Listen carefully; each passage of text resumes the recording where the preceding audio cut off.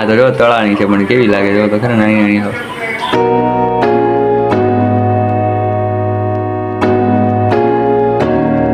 તો હેલો મિત્રો, કેમ છો બધા મજામાં જ છો? તો બધાને ગુડ મોર્નિંગ ને બધાને મારા હર મહાદેવ.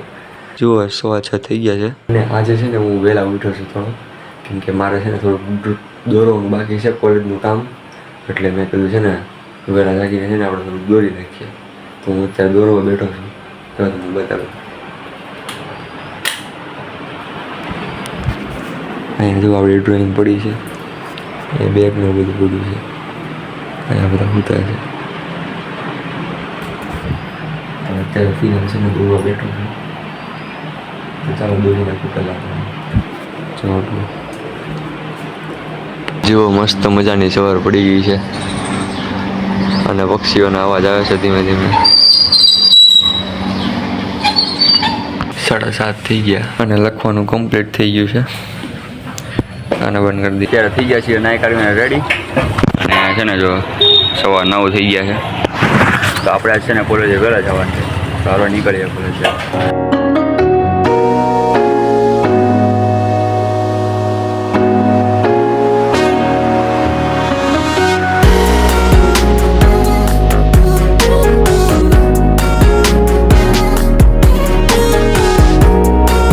તો અત્યારે કોલેજે પહોંચી ગયા છીએ વહેલા. જો આજે 9:30 છે ત્યાં પહોંચી ગયા, અને પાર્કિંગમાં જો ગાડીઓ હાવ ઓછી છે. આપણી ગાડી અહીંયા પાર્ક કરી દીધી છે. તો હાલો હવે અંદર કોલેજમાં થઈએ ક્લાસમાં. તો 5:30 થઈ ગયા અને રજા પડી ગઈ છે. તો અત્યારે છે ને ક્લાસીસમાં તો નથી જવાનું આપણે. તો અત્યારે ઘરે આવી ગયો અને પહેલાં કંઈક નાસ્તો કરી લો, પછી તમારી સાથે વાત કરું. બેગમાં આપણી પાસે કંઈક એક્સ્ટ્રા ચેવડો પડ્યો છે, તો એ કાઢી લઈએ અને આને બંધ કરીને મૂકી દઈએ. આનો કંઈક ખાઈ લઈએ થોડોક એવું. ફરાળી જેવડો ખાધો પણ છે ને હજી ભૂખ લાગી છે, એટલે છે ને જો બટેરાની વેફર તળવા આવી ગયો છું. આ ડાયરેક્ટ બટેરામાંથી છે ને પાડીને ડાયરેક્ટ આમાં નાખી દેવાની. આ તો જો તળાની છે પણ કેવી લાગે જો તો ખરે નાની નાની હોય. આ ખવાય એટલે તળું છું, બાકી તો મોડે આમનું હાલે, ફરાળમાં હાલે, મજા આવે છે. અત્યારે છે ને મસ્ત મજાનો નાસ્તો કરીને આવી ગયો છું અગાસીમાં, અને મેં ક્રિશને પણ બોલાવી દીધો. મેં કીધું હાલ આજે અગાસીમાં બેસીએ. મેં કેટલા દિવસથી બેઠા નથી, આજ મેં કીધું અગાસીમાં બેસવાનું છે. તો એ જો આવે છે, હમણાં આવશે થોડી વારમાં. આ જો આવી ગયો. હાલો તો આપણે પહેલાં તો ક્રિશને મળી લઈએ. ક્રિશ, મહાદેવ. શું હાલે? બધું બરોબર હાલે ને? શાંતિ. તો વાંધો નહીં. ITI જઈએ આજે શરૂ હતું એમ? તો વાંધો નહીં, હવે રેગ્યુલર થઈ ગયો ને મારી જેમ. નહીં કરતો તારે પહેલાં બહુ રજા આવતી કેમ? આજે કોચિંગ હે ને, કોચિંગ આજ રજા હતી એટલે આ રજા પાડી દીધી. હવે ગાઈસ એમાં એવું છે ને કે અમે છે ને કેટલી ખબર, આજે કેટલી તારીખ થઈ? આજે થઈ 7 તારીખ થઈ. 7 તારીખથી રહેશે 17 થી 18 તારીખની રજા. આટલી બધી રજા રાખી દીધી છે. કેમ?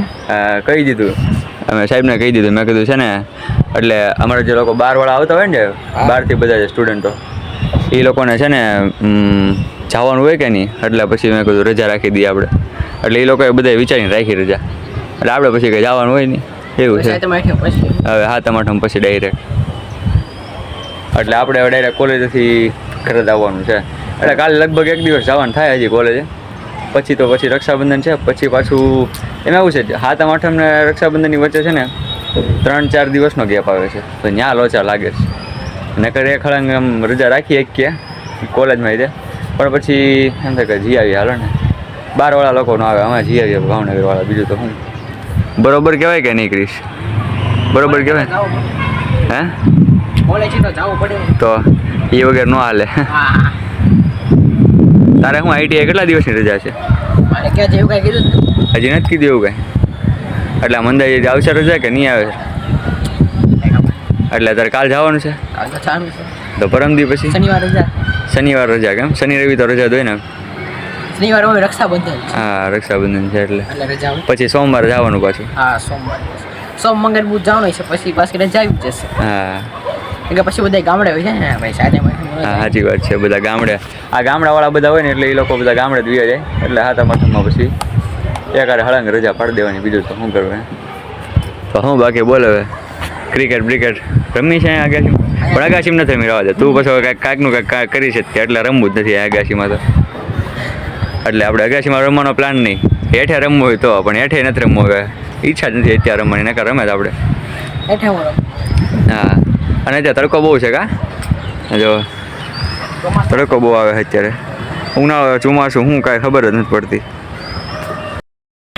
અને આમ જો વાદળા એક નંબર છે એમાં કંઈ ઘટે નહીં એમ જોવો તો ખરા ખાલી એકદમ આકાશ આજે મસ્ત છે પહેલી વાર નકર તો કાં વાદળા બંધાયેલા હોય અને કાં પછી છે ને હાવ ખુલ્લું હોય તો આટલો તડકો લાગે ને કે વાત જવા જો તો હવે આ જો આવું વાતાવરણ છે એક નંબર મસ્ત ધીમો ધીમો પક્ષીઓનો અવાજ આવે છે મજા જ આવે છે એમ થાય કે અગાસીમાં બેઠા જ રહીએ એમ થાય છે કેમ કે કેટલા દિવસ પછી આવે ને તો મેં કીધું ભૂલાઈ ગયું હોય કે નહીં જો સામું એરોપ્લેન આવે છે તમને દેખાતું હોય તો આ દેખાણું હમણાં ધીમે ધીમે અવાજ આવવાનો શરૂ થઈ જાય બહુ આઘું છે અત્યારે ના તો પાસે આવી ગયું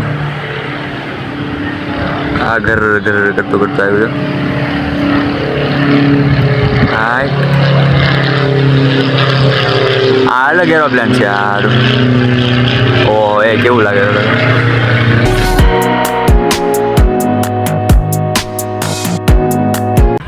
સુરત દાદા નીચે વી ગયા છે અને છે ને કેવું મસ્ત વાતાવરણ લાગે જુઓ ખાલી તમે એક નંબરમાં અહીંયા જો સુરત દાદા દેખાતા એવું લાગે છે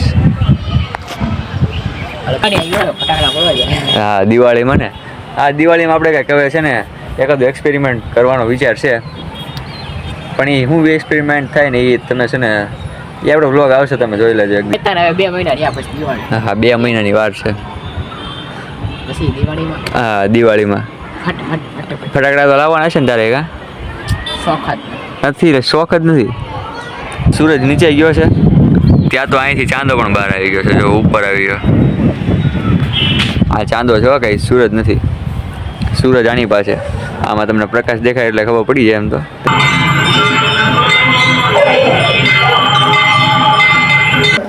અત્યારે બની રહ્યા છે ભૂંગળા બટેટા અહીંયા બટેટા છે અને વઘારવાના બાકી છે અને ભૂંગળાનો સ્ટોક છે તો સ્ટોક આવી ગયો છે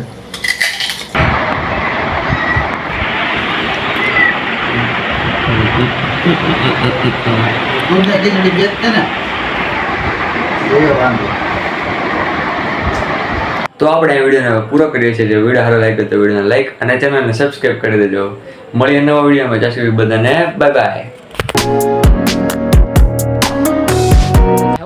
હે કાલે ક્યાં જવું છે કચ્છ જ છે ભાઈ હમણાં ક્યાંય જવાનું નથી બહાર હું થાય જ નહીં. હા હમણાં ફેર જ નથી આવડી ભાઈ